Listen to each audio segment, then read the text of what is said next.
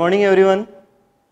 Last lecture तक अपन ने discuss किया था पार्ट नंबर पहला, जिसका नाम था सस्य विज्ञान, मृदा एवं बीज।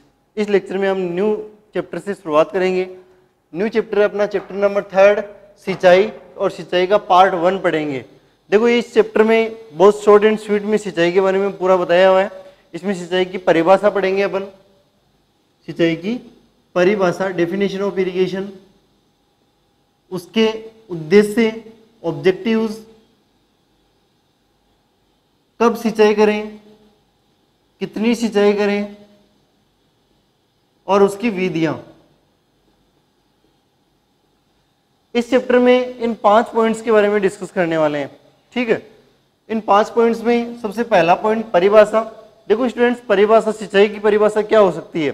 सिंचाई का मतलब ये होता है, सिंचाई की परिभाषा ये होगी, पौधों की वृद्धि के लिए मृदा में नमी बनाए रखने हेतु, पौधों में वृद्धि के लिए मृदा में आवश्यक नमी संभरण हेतु कृत्रिम रूप से पानी देने की क्रिया को ही सिंचाई कहा जाता है। देखो, पौधों की वृद्धि के लिए, पौधों की वृद्धि के लिए मृदा में नमी संभरण हेतु, मृदा में नमी संभरण हेतु कृत्रिम रूप से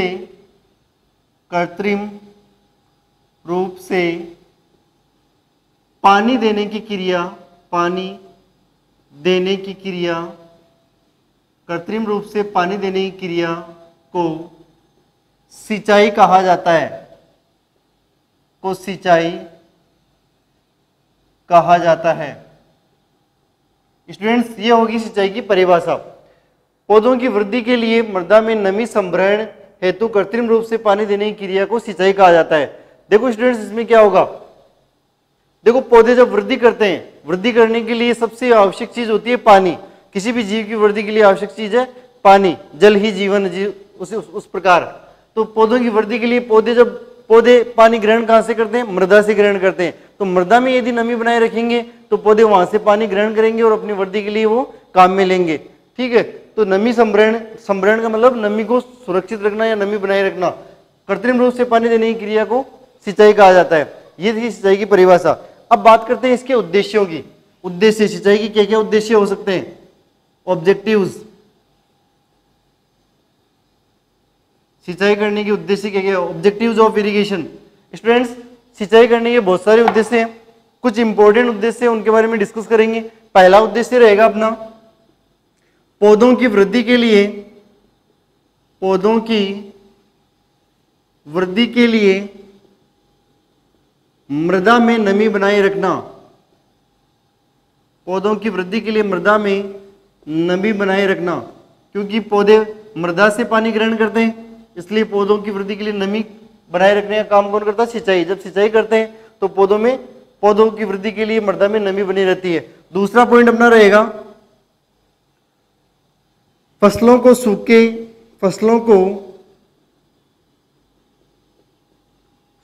से बचाने हेतु, जब सूखा पड़ता है, जब तापमान ज्यादा होता है, बरसात नहीं होती, पौधों को आवश्यक होता है जल, उस समय यदि पानी या सिंचाई करोगे, कृत्रिम रूप से पानी दोगे, तो सूखे से भी फसलों को बचाया जा सकता है। ठीक है, जब अनावृष्टि वाली कंडीशन होती है या पानी बिल्कुल भी नहीं मिलता पौधों को। तीसरी चीज है, फसल छत्र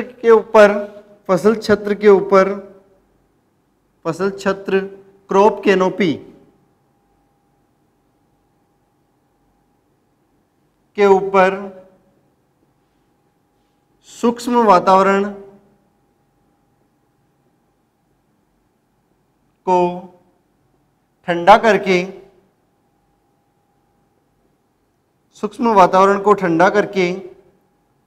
फसलों हेतु अनुकूल बनाना।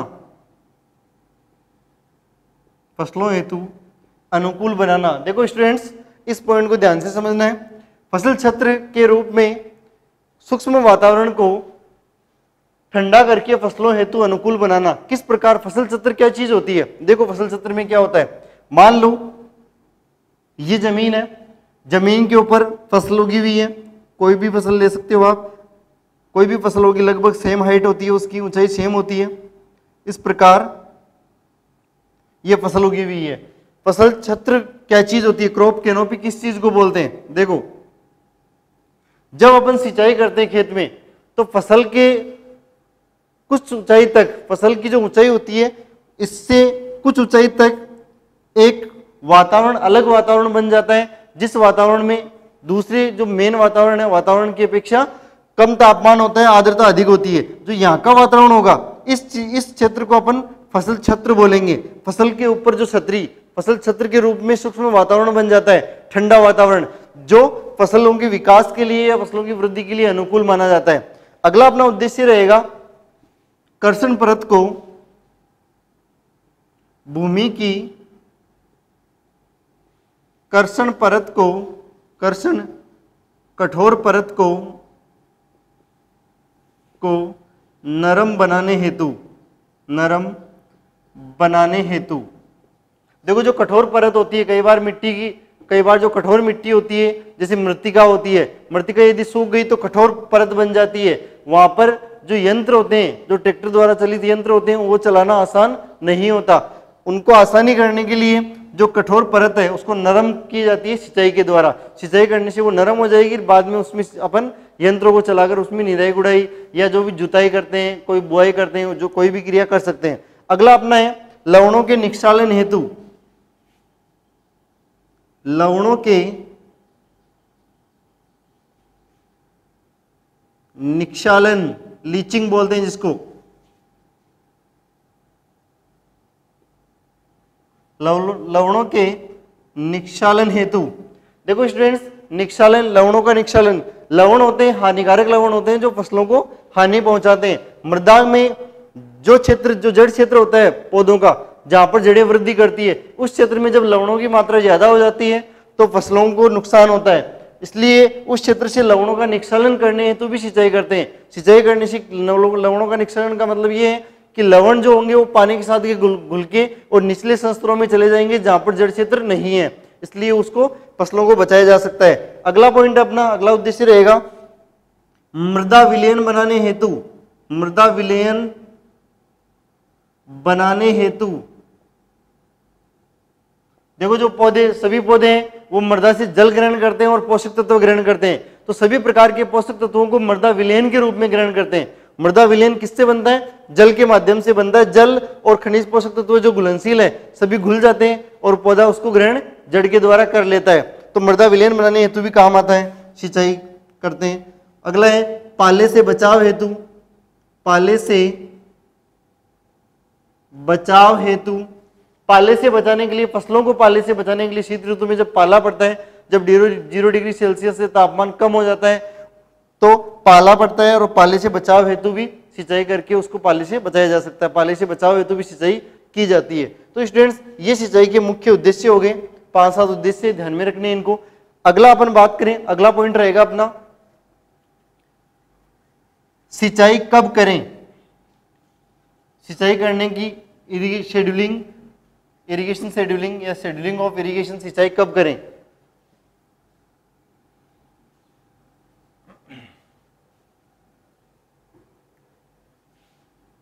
सिंचाई कब करें, शेड्यूलिंग ऑफ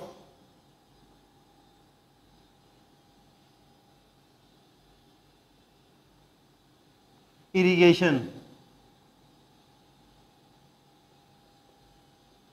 देखो सिंचाई कब करें का मतलब ये है किस समय अपने को सिंचाई करनी चाहिए, सिंचाई कब करें उसका पता किस प्रकार लगाया जाता है, क्या क्या चीजें देखते हैं अपन, पौधे में क्या चीजें देखते हैं, मृदा में क्या चीज देखते हैं, पत्तियों में क्या चीज देखते हैं, उससे अपने को पता चले कि इसमें सिंचाई की आवश्यकता है और उस समय सिंचाई करनी चाहिए। क्योंकि सिंचाई का एक निश्चित समय होता है, अनावश्यक समय अपन सिंचाई करना हानिकारक मानते हैं। ठीक है, तो सिंचाई के 2 आधार पर करते हैं।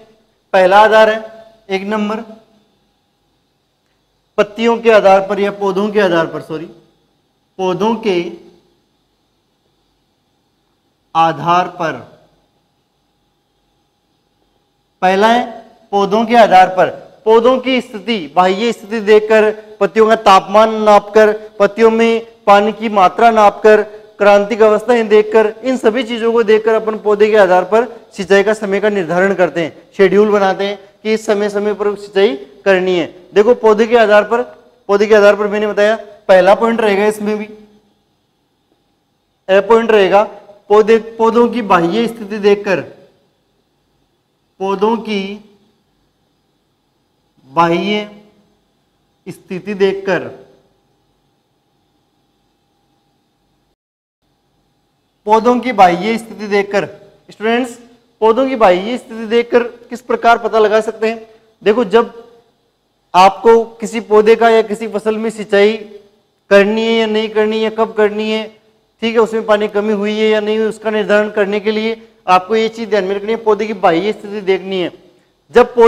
जब सुबह के समय या शाम के समय पौधे मुरझाए हुए दिखते हैं, पौधों की पत्तियां मुरझाई हुई दिखती है, तो उसमें निश्चित तौर पर सिंचाई की आवश्यकता है और उस समय सिंचाई करना आवश्यक होता है। 2-3 दिन अपन देखें, देखो दोपहर के समय तो तापमान अधिक होता है, उस कारण पत्तियां मुरझा जाती है, उससे अपन सिंचाई के समय का निर्धारण नहीं कर सकते। आपको सिंचाई के समय का निर्धारण कब करना है? सुबह के समय, प्रातःकाल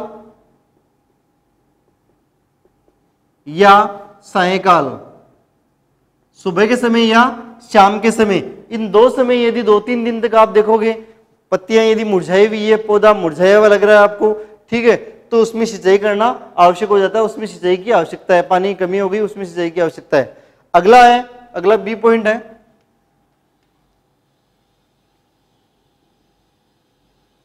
बी पॉइंट है पत्तियों में जल की मात्रा,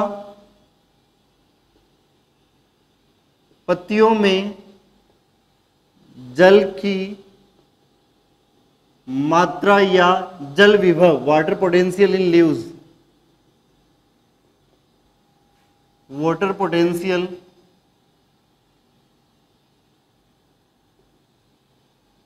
इन लीव्स, इन लीफ, ठीक है स्टूडेंट्स। देखो पत्तियों में जल की मात्रा का निर्धारण, पत्तियों में जल की मात्रा निर्धारण करते हैं कि जल की मात्रा यदि कम है, देखो जल की मात्रा कम होगी पत्तियों में, जैसे जल की मात्रा कम होती है, जल की मात्रा कम होने से जो रंध्र होते हैं वो रंध्र आंशिक रूप से या पूर्णतया बंद हो जाते हैं। जब रंध्र बंद हो जाएंगे तो वाष्पीकरण की क्रिया रुक जाएगी। इस प्रकार आप देखोगे कि पत्तियों में जल की हानि ज्यादा होने के कारण पत्तियां मुरझा जाती है। यदि मुरझाई हुई पत्तियां दिख रही है, इसका मतलब उसमें सिंचाई करना आवश्यक है, उसमें जल की मात्रा कम है, ठीक है। अगला है पत्तियों का तापमान, लीफ टेम्परेचर, पत्तियों का तापमान, लीफ टेम्परेचर।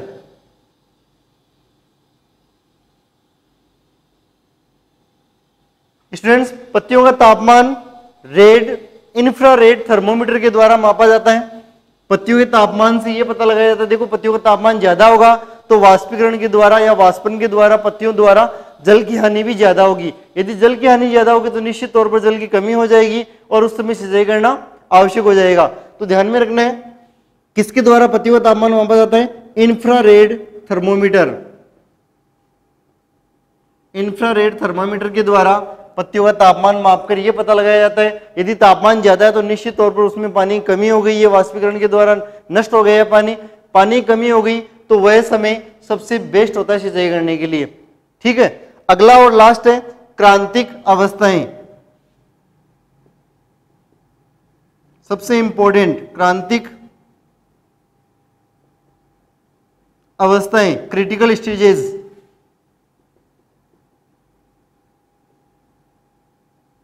क्रांतिक अवस्थाएं, स्टूडेंट्स क्रांतिक अवस्था क्या चीज होती है? लगभग सभी प्रकार के जीवों के लिए ये शब्द बहुत इंपॉर्टेंट शब्द है, क्रांतिक अवस्था या क्रिटिकल स्टेज। देखो यहाँ पर पौधों की बात कर रहे हैं, सिंचाई संबंधित बात कर रहे हैं। इसमें क्या होगा? क्रांतिक अवस्था पौधों की वह अवस्था होगी जिसमें पौधे को सर्वाधिक जल की मात्रा की आवश्यकता होती है, बहुत ज्यादा जल आवश्यक होता है। यदि उस समय पर्याप्त मात्रा में सिंचाई करके जल उपलब्ध करवा दिया जाए तो सबसे उत्पादन बहुत अधिक होगा, ठीक है, उत्पादन में वृद्धि भी अधिक होगी। और यदि उस समय सिंचाई जल उपलब्ध नहीं होता है तो उसका जस्ट विपरीत हो जाएगा। यदि उपलब्ध नहीं होता है तो जो उपज होती है वो बहुत कम प्राप्त होती है, उपज में बहुत ज्यादा नुकसान होता है। तो इस प्रकार की अवस्थाएं क्या होती है, क्रांतिक अवस्थाएं। देखो अलग अलग फसलों की बहुत सारी क्रांतिक अवस्थाएं अलग अलग है। जेड, आईसीआर, बीएचयू सभी एग्जाम्स के लिए और 12th के बोर्ड एग्जाम्स के लिए भी इनमें से क्वेश्चन आया हुआ है, आते भी ये क्वेश्चन, बहुत इंपॉर्टेंट चीज है। अलग अलग फसलों की क्रांतिक अवस्थाएं कौन कौन सी है ये अपन सारणी के माध्यम से देखेंगे, ठीक है। तो स्टूडेंट्स क्रांतिक अवस्थाएं, विभिन्न फसलों की क्रांतिक अवस्थाएं इस सारणी के माध्यम से समझेंगे। देखो सबसे पहले गेहूं, गेहूं की बहुत सारी क्रांतिक अवस्थाएं होती है, 5-6 लगभग 6 इरिगेशन 6 सिंचाइयों की आवश्यकता होती है। सबसे पहली क्रांतिक अवस्था है शीर्ष जड़ निकलना, CRI बोलते हैं जिसको, क्राउन रूट इनिशिएशन। सबसे इंपॉर्टेंट है, अलग से लिखना है इसको, शीर्ष जड़ निकलना, crown root initiation, crown root initiation CRI बोलते हैं। बुआई के लगभग 21 दिन बाद ये क्रांतिक अवस्था आती है। सबसे इंपॉर्टेंट क्रांतिक अवस्था है गेहूं की। दूसरी क्रांतिक अवस्था है कल्ले फुटान, जब कल्ले निकलते हैं, इसमें लेट टेलरिंग बोलते हैं जिसको। तीसरी क्रांतिक अवस्था है गांठ अवस्था, लेट जॉइंटिंग, गांठें बनना प्रारंभ हो जाती है। चौथी अवस्था है बालियां निर्माण, ऊपर बाली का निर्माण होना स्टार्ट हो जाता है। बाली के निर्माण के बाद में पांचवी अवस्था है दानों की दूधिया अवस्था, जब दाने, बाली के अंदर दाने बनते हैं, हरे रंग के दाने होते हैं, उस अवस्था को दानों की दूधिया अवस्था बोलते हैं। और लास्ट स्टेज है छठी, दाने पकने की अवस्था, जब दाना परिपक्व हो जाता है, पूरा अपना सुडोल आकार ले लेता है, वह है। तो ये टोटल 6 क्रांतिक अवस्थाएं हैं गेहूं में, इंपॉर्टेंट है, ध्यान में रखना। सबसे इंपॉर्टेंट है सीड्स जड़ निकलना, CRI, बुआई के 21 दिन बाद आती है। अगला है जौ, अगली फसल है जौ, बुआई के 30 दिन बाद, लगभग बुआई के 1 महीने बाद इसमें सिंचाई करते हैं। और दूसरा जब दाना बनता है, जब बालियां बनती है उनमें दाना बनता है, दाना भरते समय उसमें सिंचाई करते हैं। अगले हैं चना, सरसों और अलसी, इन तीनों में लगभग सेम सी क्रांतिक अवस्थाएं हैं। फूल आने से पहले, फूल जब आते हैं, फूल आने से पहले सिंचाई करनी चाहिए। और जब फलियां बनती है, पोड डेवलपमेंट होता है, प्री फ्लावरिंग और पोड डेवलपमेंट स्टेज होती है इनके लिए। चौथा है आलू, आलू में अंकुरण अवस्था, जब आलू अंकुरित होता है वह इसकी क्रांतिक अवस्था होती है। और जब कंद बनना प्रारंभ हो जाते हैं, जब छोटे छोटे कंद बनना प्रारंभ हो जाते हैं, उस समय इसमें क्रांतिक अवस्था होती है और उसमें सिंचाई करना आवश्यक होता है। अगला है गन्ना, गन्ने में अंकुरण अवस्था। देखो गन्ने में 4 क्रांतिक अवस्थाएं, इंपॉर्टेंट ध्यान रखना है, 4 क्रांतिक अवस्थाएं, लेकिन उनमें से भी देखा जाए तो सबसे महत्वपूर्ण क्रांतिक अवस्था कौन सी है? सबसे महत्वपूर्ण क्रांतिक अवस्था होगी फॉर्मेटिव स्टेज, फॉर्मेटिव स्टेज, ठीक है। सबसे पहली क्रांतिक अवस्था होगी गन्ने की अंकुरण अवस्था, दूसरी क्रांतिक अवस्था होगी फॉर्मेटिव अवस्था, तीसरी क्रांतिक अवस्था होगी ग्रेंड अवस्था और चौथी क्रांतिक अवस्था होगी डॉट अवस्था, मतलब सूखा जब परिपक्वन होता है, इसको परिपक्व भी बोल सकते हैं, परिपक्वन अवस्था, परिपक्वन अवस्था, जब गन्ना परिपक्व होता है उस समय। तो ये 4 महत्वपूर्ण सिंचाई की क्रांतिक अवस्थाएं गन्ने की। छठा है कपास, कपास में जब शाखाएं बनती है, देखो कौन सी शाखाएं जिनमें डोडे लगते हैं, जिनमें कपास लगना प्रारंभ होती है, वो शाखाएं बनने वाली अवस्था पहली अवस्था है। फिर फूल आते समय दूसरी क्रांतिक अवस्था है और तीसरी क्रांतिक अवस्था है डोडे बनते समय। डोडे पहले हरे रंग के होते हैं, फिर बाद में भूरे और काले रंग के हो जाते हैं और उनमें कपास का निर्माण होता है, ठीक है। फिर अगली फसल है तंबाकू। तंबाकू में देखो तंबाकू की पत्तियां काम में ली जाती है। जो औद्योगिक महत्व है तंबाकू या औद्योगिक जो भाग है या उपयोगी भाग है जो तंबाकू का, वो है पत्तियां। तो पत्तियों की चुटाई की जाती है, पत्तियां तोड़ी जाती है हाथ के द्वारा। तो प्रत्येक चुटाई के बाद इसमें सिंचाई करना आवश्यक माना जाता है। मूंगफली, मूंगफली में सबसे इंपॉर्टेंट अवस्था है सुइयां बनते समय। जब सुइयां, मतलब देखो सुइयां बनते समय की अवस्था कौन सी है? ये मूंगफली है, ये जमीन है, मूंगफली की ये शाखा निकली हुई है। शाखा से देखा होगा कि शाखा से कुछ छोटी सी एक सुई नुमा संरचना निकलती है छोटी सी, और वो जमीन के अंदर जाके उसके अंदर फली का निर्माण होता है, उसके ऊपर फली का, इस प्रकार यहाँ पर नीचे निकलेगी और यहाँ पर मूंगफली लगेगी, इस प्रकार। तो ये चीज है, इसको बोलते हैं सुई। ये बनने की जो अवस्था होती है वो होती है सुइयां बनने की अवस्था, जिसको पेगिंग अवस्था बोलते हैं, पेगिंग लिखा हुआ है सामने। और दूसरी अवस्था रहेगी इसकी क्रांतिक अवस्था फली निर्माण के समय। फली मतलब ये जो मूंगफली होती है इसकी निर्माण के समय की अवस्था है वो क्रांतिक अवस्था रहेगी। ये 2 क्रांतिक अवस्थाएं हैं। अगली फसल है धान, चावल बोलते हैं जिसको। कल्ले निकलते समय, वही जैसे कल्ले का फुटान इसमें गेहूं में था, उसी प्रकार कल्ले निकलते समय इसमें फूल आने से पहले सिंचाई करनी चाहिए और फूल आते समय भी सिंचाई करनी चाहिए। फिर है मक्का, मक्के में इंपॉर्टेंट है, मक्के की क्रांतिक अवस्थाएं बोर्ड एग्जाम्स में पूछी गई है, ठीक है। मक्के की क्रांतिक अवस्थाएं, दो ही क्रांतिक अवस्थाएं होती है। देखो मक्का एक प्रोटोएंड्री पौधा है, प्रोटोएंड्री का मतलब है नर भाग पहले परिपक्व होता है, पुष्प का नर भाग पहले परिपक्व होता है और मादा भाग बाद में परिपक्व होता है। तो नर भाग पहले परिपक्व होता है तो पहले क्रांतिक अवस्था कौन सी है कि नर मजरी आते समय, मतलब इसके नर भाग को टेसल बोला जाता है। क्या बोला जाता है? टेसल, TASSEL, टेसल बोला जाता है। तो टेसल टेसलिंग अवस्था हो जाएगी और इसके मादा भाग को सिल्क बोला जाता है, SILK, सिल्क। तो दूसरी जो अवस्था होगी वो सिल्किंग अवस्था होगी। टेसलिंग और सिल्किंग ये दो इसकी महत्वपूर्ण क्रांतिक अवस्थाएं होगी। इस प्रकार ये इसकी क्रांतिक अवस्थाएं, मतलब अपन ने पहला पॉइंट पढ़ लिया पौधे के आधार पर, पौधे के आधार पर सिंचाई कब करें, इसमें पहला पॉइंट था पौधे के आधार पर। पौधे के आधार पर मैंने 4 पॉइंट बताए। पहला पॉइंट था पौधों की बाह्य स्थिति देखकर पौधा मुरझा रहा है या नहीं मुरझा रहा। दूसरा पॉइंट था पत्तियों में जल की मात्रा या जल विभव मापकर। तीसरा पॉइंट था पत्तियों का तापमान मापकर। और चौथा पॉइंट था क्रांतिक अवस्थाएं, मतलब ये जो क्रांतिक अवस्थाएं इनको देखकर पता लगा सकते हैं कि इस समय सिंचाई करना आवश्यक है। अब बात करते हैं दूसरे पॉइंट की, मृदा नमी के आधार पर। पहला पॉइंट अपन ने पढ़ा था पौधों के आधार पर, दूसरा पॉइंट है मृदा नमी के आधार पर। मृदा नमी, मृदा में नमी कितनी है वो नापकर अपन पता लगा सकते हैं कि सिंचाई करने की आवश्यकता है या नहीं है, मृदा नमी के आधार पर। दूसरा पॉइंट है मृदा नमी के आधार पर, on the basis of soil moisture.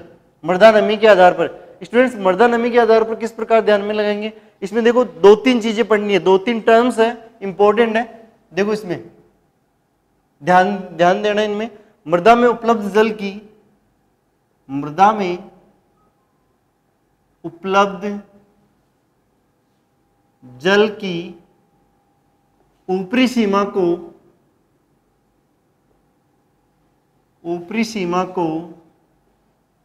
क्षेत्र क्षमता, ऊपरी सीमा को क्षेत्र क्षमता, फील्ड कैपेसिटी,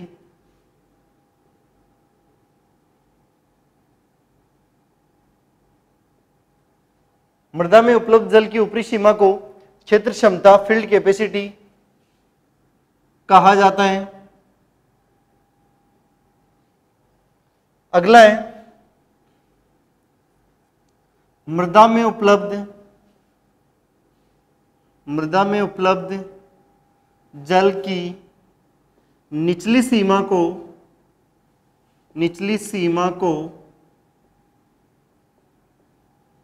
स्थायी मलानी बिंदु, परमानेंट विल्टिंग पॉइंट, स्थायी मलानी बिंदु परमानेंट विल्टिंग पॉइंट कहा जाता है। ये 2-3 टर्म्स हैं, मृदा में नमी के आधार पर ये टर्म्स ध्यान में रखनी है। अगला है क्षेत्र क्षमता व स्थायी मलानी बिंदु,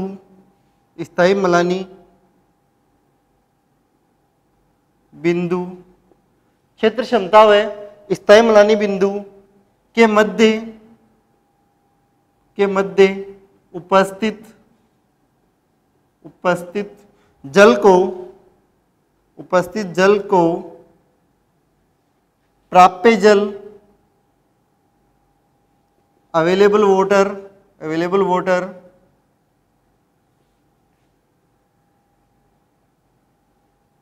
कहते हैं। 3 चीजें ध्यान में रखनी है।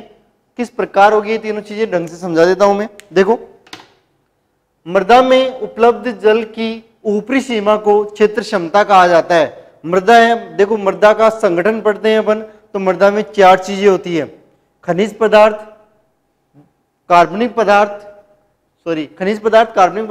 मृदा जल होता है, मृदा वायु होती है। 50% भाग मृदा जल और मृदा वायु का होता है। उसमें मृदा रंध्रों के बीच में जो जगह होती है उसमें या तो वायु भरी रहती है या जल भरा रहता है। जब वायु अनुपस्थित होती है इसका मतलब उसमें जल भरा रहता है, और जब जल की अनुपस्थिति होती है इसका मतलब उसमें वायु भरी रहती है। ठीक है, तो देखो जब जो छिद्र है मृदा में अंदर जो रंध्र है रंध्र पूरी तरह भर जाते हैं, पूरी जो जितनी अवशोषित अवशोषण की क्षमता है, पानी अवशोषण की मृदा में क्षमता है, वो जब भर जाती है तब पानी ऊपर इकट्ठा होना प्रारंभ हो जाता है। तो जो जल की ऊपरी सीमा है, उपलब्ध जल, बहुत ज्यादा जल की मात्रा है, ऊपरी सीमा है, उसको अपन बोलते हैं क्षेत्र क्षमता, मतलब इतना ही उसमें पानी आएगा, उस क्षेत्र की इतनी ही क्षमता है। ठीक है, अगला है, जब कई बार क्या होता है सिंचाई नहीं करते कई दिनों तक, तो पानी की धीरे धीरे कमी हो जाती है मृदा में, कमी होकर इतनी कमी हो जाएगी कि पौधों को बिल्कुल भी पानी नहीं मिलेगा। निचली सीमा बहुत कम मात्रा हो जाएगी पानी की, तो उस कम मात्रा वाले पॉइंट को अपन बोलेंगे स्थायी मलानी बिंदु। क्या बोलेंगे? स्थायी मलानी बिंदु। देखो स्थायी मलानी बिंदु पौधों की स्थिति का वह बिंदु होता है जब मृदा में पौधों को उपलब्ध पानी उपलब्ध नहीं होता है, तो पौधे क्या करते हैं, सूखना प्रारंभ, पहले मुरझाते हैं फिर सूखना प्रारंभ हो जाते हैं, और एक ऐसा बिंदु आ जाता है जिसको अपन स्थायी मलानी बिंदु बोलते हैं। ऐसा बिंदु आ जाता है जब अपन, यदि वो पौधा सूख गया, दोबारा कितनी ही सिंचाई करें वो पुनर्जीवित नहीं हो सकता। ठीक है, उस बिंदु को बोला जाता है स्थायी मलानी बिंदु, परमानेंट विल्टिंग पॉइंट। परमानेंटली वो विल्ट हो गया, मुरझा गया पौधा, है ना। अगला है अवेलेबल वाटर, प्राप्य जल किसे कहते हैं, पूछा जाता है। प्राप्य जल, देखो ये निचली सीमा है, ये ऊपरी सीमा है। निचली सीमा और ऊपरी सीमा के मध्य जो जल होगा, जो जल की मात्रा होगी, वो प्राप्य जल होगा। यही जल पौधों को प्राप्त होता है।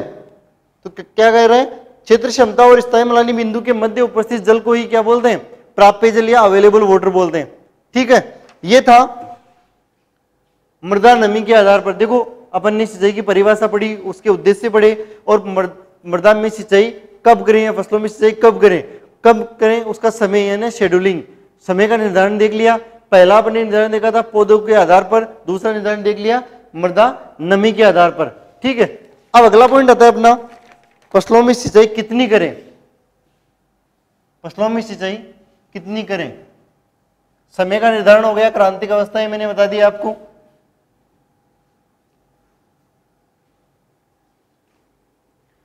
अगला पॉइंट है फसलों में सिंचाई कब करें।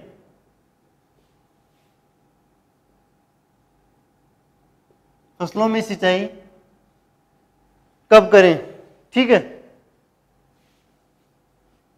सॉरी कितनी करें, हाउ मच टू इरिगेट।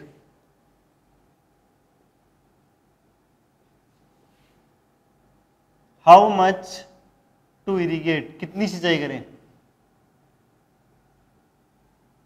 देखो सिंचाई की मात्रा का निर्धारण हम कोई फसल को देख के नहीं लगा सकते। अलग अलग फसलों में जल मांग अलग अलग होती है, पौधों में सिंचाई की जल मांग अलग अलग होती है, अलग अलग जलवायु के आधार पर अलग अलग जल मांग होती है। देखो क्या क्या आधार हो सकते हैं, फसल का प्रकार, अलग अलग प्रकार की फसलों की अलग अलग जल मांग होती है। फसल प्रकार, वहां के उस क्षेत्र की जलवायु कैसी है, मृदा कैसी है, मृदा की किस्म कैसी है, ठीक है। अवधि, कितनी अवधि की फसल है, ठीक। मौसम, सॉरी ऋतु मान लो, ऋतु, ये सारी चीजें देख के पता लगाया जा सकता है कि उस फसल में सिंचाई कितनी मात्रा में करें, ठीक है। फसल का प्रकार, जिस प्रकार अपन देखते हैं बाजरे को सिंचाई की कम आवश्यकता होती है और धान जो चावल होता है उसको सिंचाई जल की बहुत ज्यादा आवश्यकता होती है, तो ये फसल का प्रकार हो गया। जलवायु, जो वर्षा वाले क्षेत्र है वहां पर सिंचाई कम करनी पड़ेगी अपने को, क्योंकि बरसात से पानी मिल जाएगा, और जो शुष्क क्षेत्र है वहां पर जलवायु की आवश्यकता, सॉरी सिंचाई की आवश्यकता ज्यादा होती है। मृदा की बात करें तो जो बलुई मिट्टी है, जिन मृदाओं की जल धारण क्षमता ज्यादा है उनमें सिंचाई करना कम करनी पड़ती है, और जिनकी जल धारण क्षमता कम है उनमें सिंचाई की ज्यादा आवश्यकता होती है। फसल की अवधि की बात करें तो कई बार क्या होता है, जैसे गन्ना है 12 महीने या 1.5 साल की फसल होती है, तो उनमें सिंचाई जल मांग ज्यादा होती है। ऋतु की बात करें तो सर्द ऋतु में या जो वर्षाकालीन ऋतु है उसमें सिंचाई कम करनी पड़ती है, या अधिक समय के अंतराल पर करनी पड़ती है, या कह सकते हैं जो ग्रीष्म ऋतु है उस ग्रीष्म ऋतु में कम अंतराल पर अधिक सिंचाई करनी पड़ती है। तो ये सिंचाई कितनी करें उसका निर्धारण इन चीजों को देखकर अपन कर सकते हैं। इसमें अब देखते हैं एक वर्ड आता है जलमांग। देखो जलमांग क्या चीज होती है, आपसे पूछा जाए what is water demand, water requirement भी बोल सकते हैं या वाटर डिमांड भी बोल सकते हैं। वाटर रिक्वायरमेंट या जलमांग। देखो जलमांग क्या चीज होती है, जलमांग एक इंपॉर्टेंट शब्द है, पूछा जाता है। जलमांग को परिभाषित कीजिए। जलमांग का मतलब है फसल की बुआई की तैयारी से लेकर, फसल की बुआई की तैयारी से लेकर, फसल की बुआई की तैयारी से लेकर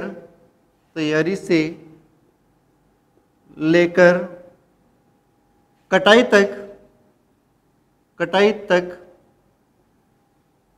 आवश्यक जल की मात्रा, कटाई तक आवश्यक जल की कुल मात्रा को जलमांग कहा जाता है। जलमांग कहा जाता है। देखो स्टूडेंट्स, जलमांग क्या होगा? फसल की बुआई की तैयारी से लेकर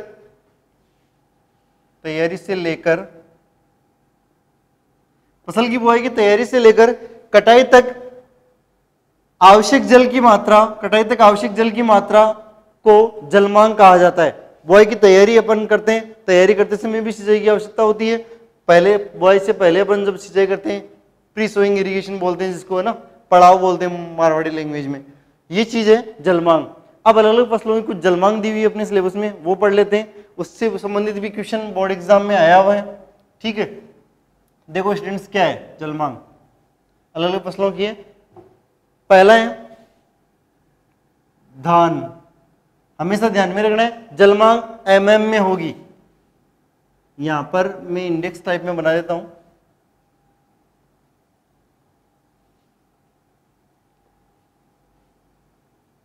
जलमांग, और जलमांग हमेशा mm में होगी, और mm को सेंटीमीटर में अपन कन्वर्ट कर सकते हैं। यहां पर फसल का नाम होगा, फसल। धान, धान की जो जलमांग है वो 900 से 2500 mm है। 900 से 2500 mm धान की जलमांग कितनी है? 900 से 2500 mm। फिर है गेहूं, 450 से 650 mm। गेहूं की जलमांग है 450 से 650 mm। फिर है गन्ना, 1500 से 2500 mm। 1500 से 2500 mm जलमांग होती है गन्ने की। सर्वाधिक जलमांग है ये। पूछा जाए सर्वाधिक जलमांग किस फसल की है, तो वह है गन्ने की, 1500 से 2500 mm। अगली फसल है आलू, 500 से 700 mm। आलू की जलमांग है 500 से 700 mm। अगली फसल है मूंगफली, मूंगफली की जलमांग भी आलू की तरह ही होती है, 500 से 700 mm। 500 से 700 mm। अगली फसल है कपास, कपास की जलमांग 700 से 1300 mm। कपास की जलमांग कितनी होती है? 700 से 1300 mm। अगली फसल है सोयाबीन, अगली फसल है सोयाबीन। सोयाबीन में जलमांग 450 से 700 mm होती है। सोयाबीन की जलमांग 450 से 700 mm होती है। अगली फसल है मक्का, मक्का में जलमांग 700 से 800 mm कुल जलमांग होती है। ठीक है, सॉरी 500 से 800 है। स्टूडेंट्स, ये है जलमांग कितनी करें, सिंचाई कितनी करें, हाउ मच टू इरिगेट, सिंचाई कितनी करें। जलमांग अलग अलग फसलों की अलग अलग होगी, आपको ध्यान में रखना है। सब सर्वाधिक जलमांग किसकी होगी? गन्ने की, क्योंकि गन्ना एक लंबी अवधि का पौधा है। गन्ने लगभग 1 से 1.5 साल तक इसकी फसल होती है। सर्वाधिक जलमांग गन्ने की होती है। धान की जलमांग 900 से 2500, धान की जलमांग अच्छी खासी होती है। गेहूं की 450 से 650 mm, गन्ने की 1500 से 2500 mm, आलू की 500 से 700 mm, मूंगफली की 500 से 700 mm, कपास की 700 से 1300 mm, सोयाबीन की 450 से 700 mm और मक्के की 500 से 800 mm। बोर्ड एग्जाम्स में इनमें से क्वेश्चन पूछे जाते हैं। सो आज के लिए इस लेक्चर में इतना ही। अगले लेक्चर में अपन डिस्कस करेंगे सिंचाई करने की विधियां। Thank you.